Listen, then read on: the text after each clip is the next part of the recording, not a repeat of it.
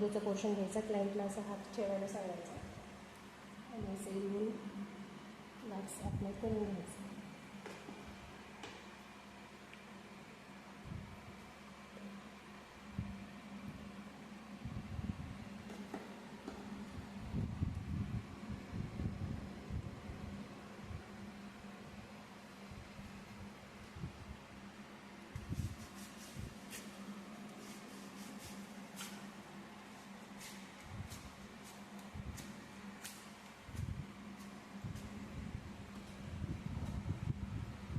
पुढचा पोर्शन झाल्यानंतर क्लायंटला असा हात फोल्ड करायला लावायचा. ह्या पोर्शनमध्ये थोडी आपली ग्रोथ राहिलेली असते, ह्या पोर्शनला आपण वॅक्स अप्लाय करून घ्यायचं.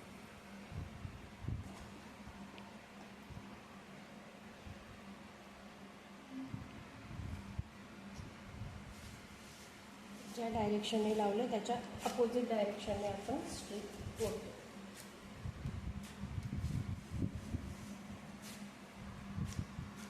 वॅक्सिंगचा हा व्हिडिओ तुम्ही जर पूर्ण बघितला, व्यवस्थित प्रॅक्टिस केली, तर तुम्ही घरच्या घरी वॅक्स कसं करायचं हे शिकू शकता.